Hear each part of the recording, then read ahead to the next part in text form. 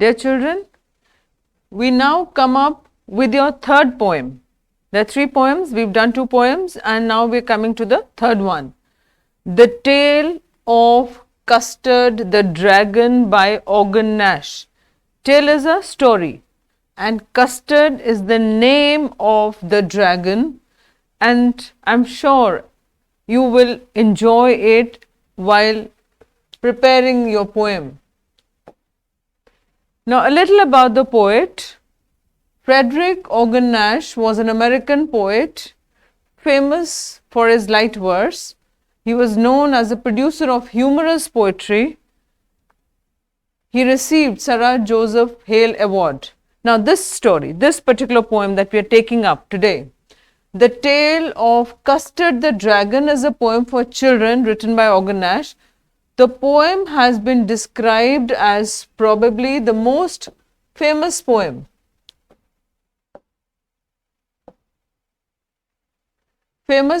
for kids. This you need to remember. And then in 1959, Leonard Lipton was also inspired from this poem and had prepared this song, Puff the Magic Dragon. Next we move on to is the poem now. The summary of the poem, The Tale of Custard the Dragon. Remember, when you get an extract and sometimes they do ask you name the poem and the poet, even if you miss out this the, you will not get your marks. So make sure that you write the complete name. The complete name is The Tale of Custard the Dragon is a ballad. Now what is a ballad? Ballad is a song or a poem through which you tell a story. Now it is a humorous poem. The poet is known for humorous poetry. It is a humorous poem about a cowardly dragon. He is considered a coward by Belinda's pets and even Belinda. Cowardly dragon named Custard. Now Custard is a pet of Belinda, a little girl who lives in a little white house with her other pets such as a black kitten named Ink, a grey mouse named Blink, and a yellow dog called Mustard. You will have to remember the names of these pets along with which name stands for which pet. You should not get confused. Be very, very clear. Kitten, black kitten is named Ink, grey mouse is named Blink, yellow dog is named Mustard. The poet says that all of them are very brave except the dragon. The other pets are the other pets were described as brave and are compared with animals like bear, tiger. You know, these pets, kitten and grey mouse and the yellow dog, they are compared. The comparison is to those ferocious animals like bear, tiger or a lion. But this poor dragon, Custard, he is very timid. He just longs for a cage. He just wants to be there. No? Now he is very timid. He always demands a safe place for himself. He is a dragon, but wants just a safe place for himself, unlike the other pets. All the other characters make fun of him. No?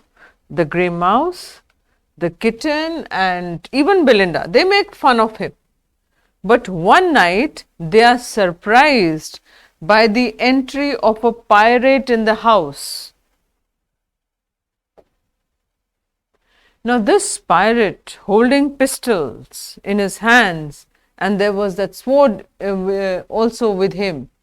All of them get frightened when they see this pirate holding those pistols, and they start hiding here and there. But Custard the dragon, he comes up courageously. He is different from the others now. To everyone's surprise, the dragon not only tackles him, but also eats up his whole body. And as all of them are saved by Custard, they thank him. And at the end, they realize they had been unfair to Custard. But then again, after a while, the situation again becomes the same. Again, they start saying that they are more brave and could have handled the situation in a much better way. Here the poet has tried to say that sometimes a timid person is the actual hero in the toughest situations of life, and even otherwise it is only during adversity, during hard times, one actually gets to know who is courageous. So it was Custard the dragon who had shown courage during an adverse situation, whereas the other characters had been frightened, running around here and there. But then again, in the end, towards the end, the situation is again the same. He longs for a safe cage, and the other characters continue to call themselves to be brave. Now, talking about the literary devices. See, once you have done your summary, then you must go through the poem at least 2 times. You need to be very clear with your poem. You need to be very clear with your lines, the meanings, the poetic devices, right? Okay. Now, talking about the poetic devices, there are a lot of poetic devices in this poem. We talk about the alliteration. Now, there are a lot of examples of alliteration in the poem. Alliteration is the occurrence of the same sound at the beginning, adjacent or closely connected words. It's a sound, either the alphabets are the same or the sound is same. Now, we have the examples here. Belinda lived in a little white house. So, see, lived. L, little. So, here the I sound has been repeated. So, the poetic device is alliteration, right? Next example of alliteration. Belinda was as brave, B sound, B is there, and as a barrel full of beers. See, Belinda was as brave. Then there's here in the same line, barrel full of beers, the B sound is being repeated. So, alliteration. Next example, see here B sound has been repeatedly used. Next example of alliteration. And he held in his arms, her sound, he held his. So, held is teeth, a cutlass bright. Here we find the repetition of H sound. So, what is it? Alliteration, right? Next. Now, we talk about simile.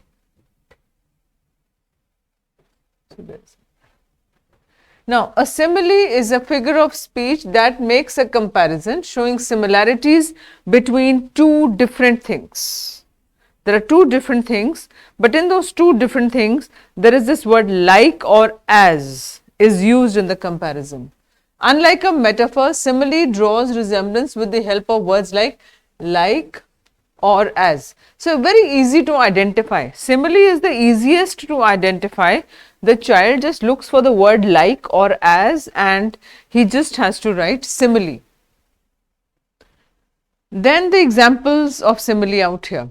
And the little yellow dog was sharp as mustard. Comparison. How was he sharp? Comparison is with what? Mustard. The little yellow dog was sharp as mustard. Here the poet compares Belinda's dog with mustard because of its sharpness as mustard seeds. They have a sharp, pungent taste. I'm sure you must have eaten mustard.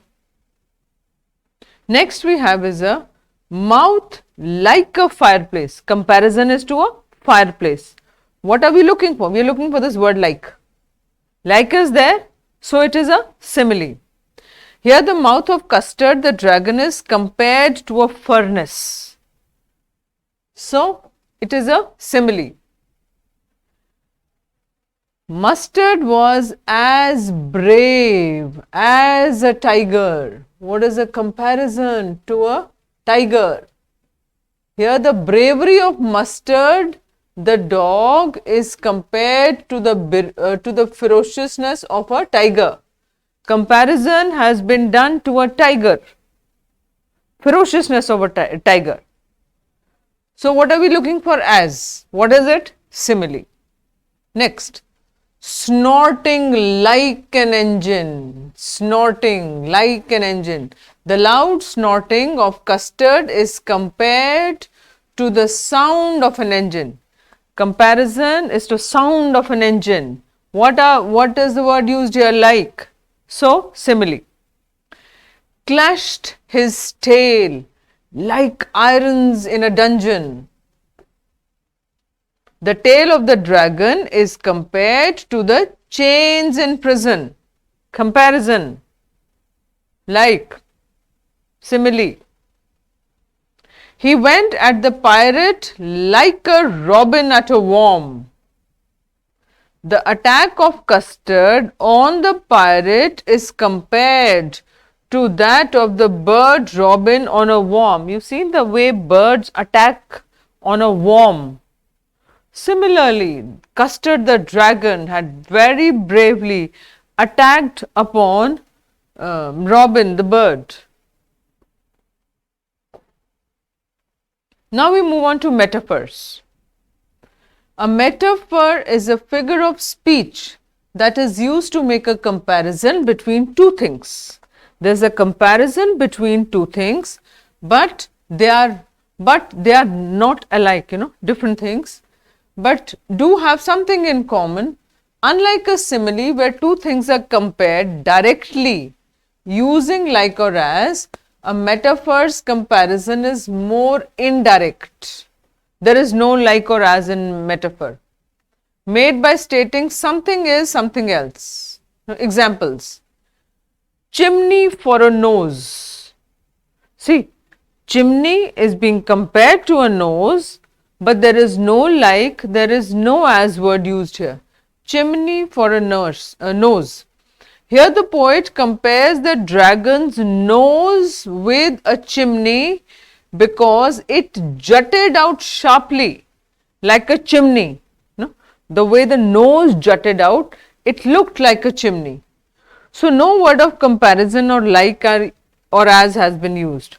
So what is this? Metaphor, right? Now we talk about repetition. Poet often repeats a single words of phrases, lines, even whole stanzas at intervals to create a musical effect. Now let's look at the examples of repetition. The word little has been used 6 times in stanza 1, 3 times in stanza 2, 6 times in stanza 13 to emphasize that the house of Belinda and all its inmates were small in size. So the word little has been used a number of times. So the literary device is repetition. It also makes the lines musical and lyrical. Belinda tickled him. She tickled him unmerciful. See, tickled is used here. So what is the poetic device? Repetition. Pistol in his left hand, pistol in his right hand. So, pistol, pistol, repetition. Here the repetition of pistol emphasizes that the pirate was well armed. The repetition lends a rhythm and musical to the line. You don't have to give an example or why it is so. You just have to write down the poetic device, that simile. That is it, nothing else. This is just for your understanding, we are mentioning it out here. Otherwise, in your answer, they're just going to ask you, find out the poetic device from the above extract, or they may specify the line. Find out the poetic device from line number 13 or whatever line they may ask you. So, be very, very careful as to what are they asking you. In the last stanza, as brave as is used twice to mock at the false bravery of Belinda and Mustard. Suddenly, see, the repetition, suddenly, suddenly, repetition. The word suddenly has been repeated to emphasize that the sound heard by everyone was sudden and unexpected. What are we looking for? We are just looking for the word which is being repeated. That is it. Suddenly is being repeated. So, our literary device is repetition. As brave as is being repeated, it is repetition. Pistol, pistol is being repeated, it's repetition. Then tickled, tickled, repetition. I think it's quite easy to identify when you just have to see that word. The word is there after about 2 or 3 other words.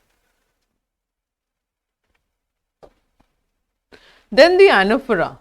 Anaphora is a literary device in which the writer repeats the same beginning of a clause or a sentence, chiefly with the purpose of emphasis on the repeated elements, but also to create rhythm in the writing.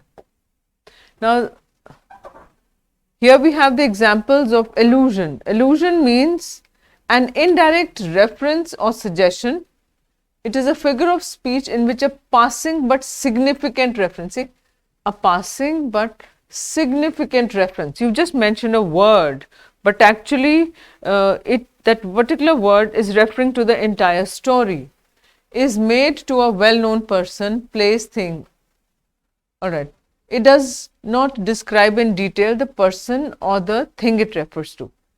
It is just a passing but significant reference. The entire detail is not mentioned, but it does mean the entire detail. Example, ink, blink and mustard, they rudely called him Percival. Just that word Percival is there. What is it? It is just a passing but significant reference. Now, what actually Percival is? Here is a reference to the legendary knight Percival, one of the knights of King Arthur, who was renowned for his strength and fighting prowess. The poet alludes to Percival to mock at the cowardly demand of the dragon for a nice, safe cage. The contrast makes the poem humorous. So, they've just mentioned just Percival, but look, there's a whole story behind it. So, just a passing but significant reference. What is that? That is allusion. Onomatopoeia. Onomatopoeia is sound. Any kind of sound is onomatopoeia. Onomatopoeia, sometimes called echoism, is a figure of speech in which words imitate the sound or sounds they describe. In other words, the sound an onomatopoeia word produces is the meaning it intends to convey, like bang is a sound. What is a poetic device? Onomatopoeia. Pop, hiss, there are some onomatopoeic words. Now here, and blink, said, wick, sound.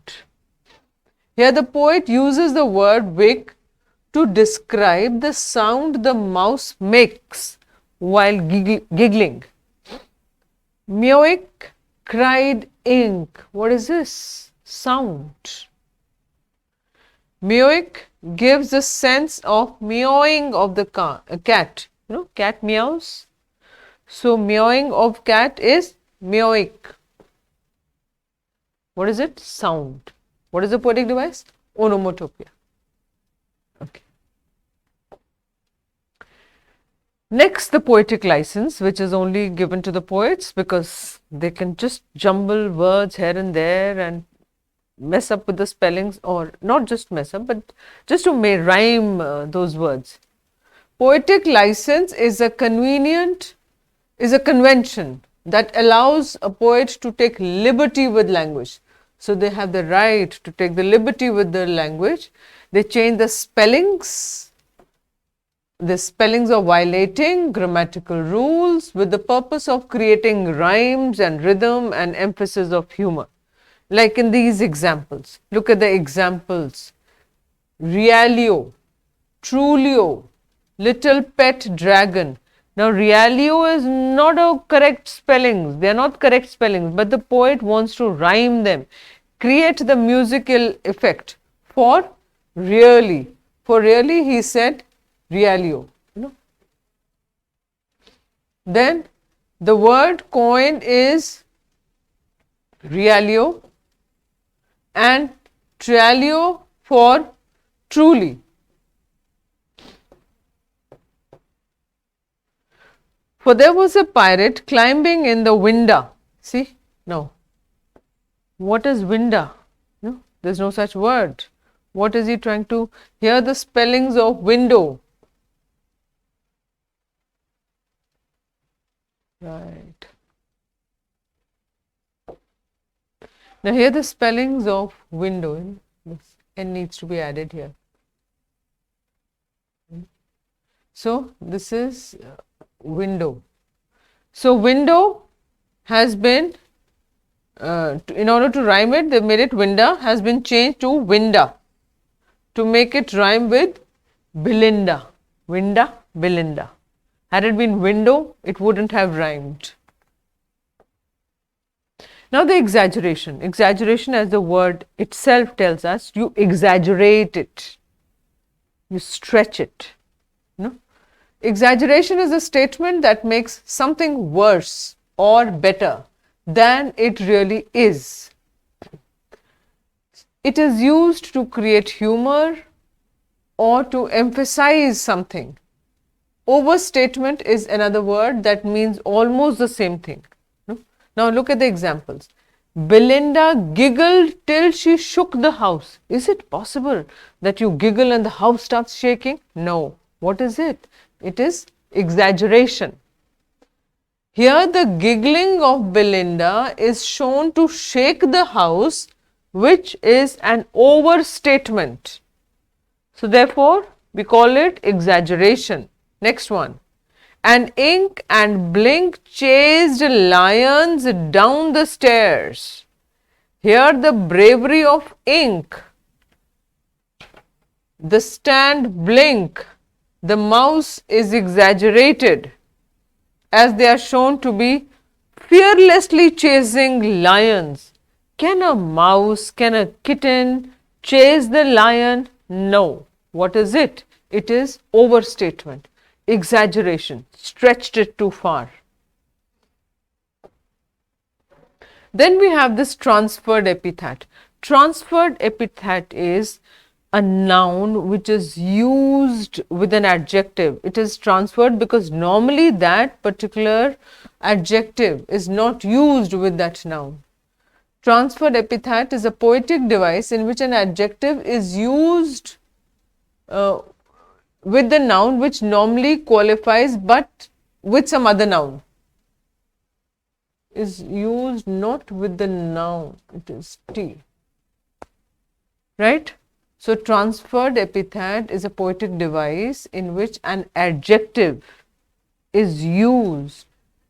Normally it is not used with that noun, but here it has been transferred and used. So, we call it transferred epithet. Now, example, but Custard cried for a nice safe cage. Here it is not the cage that is to be safe, but the dragon. The adjective safe is transferred from the dragon to the cage.